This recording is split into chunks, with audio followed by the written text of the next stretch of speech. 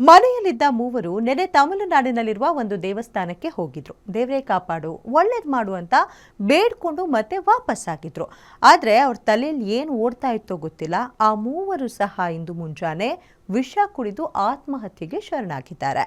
ಹಾಗಾದ್ರೆ ಯಾವ ಕಾರಣಕ್ಕೆ ಆತ್ಮಹತ್ಯೆ ಮಾಡಿಕೊಂಡ್ರು, ಎಷ್ಟು ಜನರು ಸಾವನ್ನಪ್ಪಿದ್ರು ಅಂತ ಹೇಳ್ತೀವಿ. ಈ ಸ್ಟೋರಿ ನೋಡಿ. ಸಾಲದ ಸುಳಿಗೆ ಸಿಲುಕಿ ಬಲಿಯಾಯಿತು 3 ಜೀವ.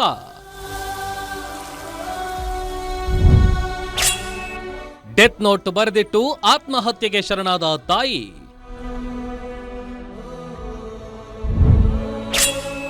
ಹದಿನಾಲ್ಕು ವರ್ಷದ ಮಗನನ್ನು ಕೊಂದು ತಾನು ಆತ್ಮಹತ್ಯೆಗೆ ಶರಣು.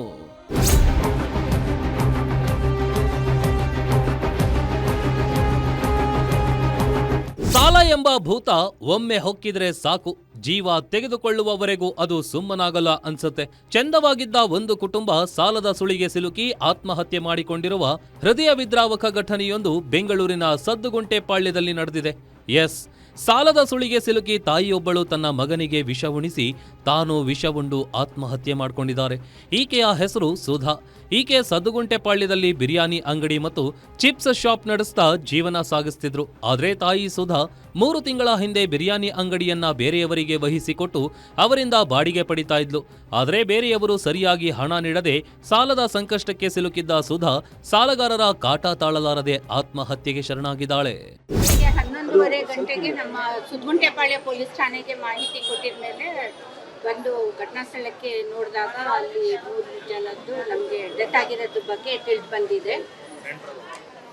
ತಾಯಿ, ಮಗಳು ಮತ್ತೆ ಮೊಮ್ಮಗ ತೀರೋಗಿರೋದು ಬಗ್ಗೆ ತಿಳಿದು ಬಂದು ನಾವು ಪ್ರಕರಣ ದಾಖಲಿಸ್ಕೊಂಡಿದ್ದೀವಿ. ಈಗ ತನಿಖೆ ಮಾಡ್ತಾ ಇದ್ದೀವಿ. ತಾವೀಗ ನೋಡಿದಾಗೆ ಬಾಡೀಸ್ ಎಲ್ಲ ಪೋಸ್ಟ್ ಮಾರ್ಟಮ್ಗೆ ಕಳಿಸ್ಕೊಟ್ಟಿದ್ದೀವಿ. ಪೋಸ್ಟ್ ಮಾರ್ಟಮ್ ರಿಪೋರ್ಟ್ ಬಂದಮೇಲೆ ಗೊತ್ತಾಗೋದು ಕಾಸ್ ಆಫ್ ಡೆತ್ ಏನು ಅಂದ್ಕೊಂಡು ತನಿಖೆ ನಂತರ ನಾನು ತಿಳಿಸ್ತೀನಿ. ಈಗ ಗೊತ್ತಾಗಿದ್ದ ಪ್ರಕಾರ ಏನೋ ಹಾಲು ಮಾರಾಟ ಮಾಡ್ತಾ ಇದ್ರು ಮತ್ತೆ ಮನೆ ಕೆಲಸಕ್ಕೆ ಹೋಗ್ತಾ ಇದ್ರು ಅಂದ್ಕೊಂಡು ಹುಡುಗ ಏನಿದ್ದಾನೆ ಅವನು ಕ್ರೈಸ್ಟ್ ಸ್ಕೂಲಲ್ಲಿ 7th ಸ್ಟ್ಯಾಂಡರ್ಡ್ ಅಲ್ಲಿ ಓದ್ತಾ ಇದ್ರು. ಇನ್ನು ಸುಧಾ ಸಾಲದ ಸುಳಿಯಲ್ಲಿ ಸಿಲುಕಿಕೊಳ್ತಿದ್ದಂತೆ ಸುಧಾ ಹಾಲಿನ ವ್ಯಾಪಾರ ಮಾಡ್ತಿದ್ರು. ಆದ್ರೆ ಸಾಲಗಾರರ ಕಾಟ ತಾಳಲಾರದೆ ತಾಯಿ ಮಾದಮ್ಮನ ಮುಂದೆಯೇ ವಿಷ ಉಂಡು ವಿಲವಿಲ ಒದ್ದಾಡಿ ಸಾವನ್ನಪ್ಪಿದ್ದಾರೆ. ಮಗಳು ಸುಧಾ ಮತ್ತು ಮೊಮ್ಮಗ ಮೌನೀಶ್ ತನ್ನ ಕಣ್ಣೆದುರೇ ಅಸುನೀಗಿದ್ದನ್ನ ಕಂಡು ಅಜ್ಜಿ ಹೃದಯಾಘಾತಗೊಂಡು ಸಾವನ್ನಪ್ಪಿದ್ದಾಳೆ. ನಂತರ ಘಟನಾ ಸ್ಥಳಕ್ಕೆ ಸುದ್ದಗುಂಟೆಪಾಳ್ಯ ಪೊಲೀಸರು ಭೇಟಿ ನೀಡಿ ಯುಡಿಆರ್ ಪ್ರಕರಣ ದಾಖಲಿಸಿಕೊಂಡಿದ್ದಾರೆ. ಮೂಲತಃ ತಮಿಳುನಾಡು ಧರಂಪುರಿ ಕಡೆ ಅವರು ನೆನ್ನೆ ದೇವಸ್ಥಾನಕ್ಕೆ ಹೋಗಿದ್ರಂತೆ. ಬೆಳಿಗ್ಗೆ ಹೋಗಿ ನೆನ್ನೆ ರಾತ್ರಿ ದೇವಸ್ಥಾನದ ದರ್ಶನ ಪೂಜೆ ಮಾಡಿಕೊಂಡು ಧರಂಪುರಿ ಹತ್ರ ಒಂದು ದೇವಸ್ಥಾನಕ್ಕೆ ಹೋಗಿ ರಾತ್ರಿ ಬಂದಿದ್ದಾರೆ. ಅವರು ಅವ್ರ ಸಿಸ್ಟರ್ ಜೊತೆಲಿನೂ ರಾತ್ರಿ ಮಾತಾಡಿರೋದ್ ಬಗ್ಗೆ ಗೊತ್ತಾಗಿದೆ. ದೇವಸ್ಥಾನದ ಬಂದ ನಂತರ ಬೆಳಿಗ್ಗೆಗೆ ಇದು ಘಟನೆ ನಡೆದಿದೆ.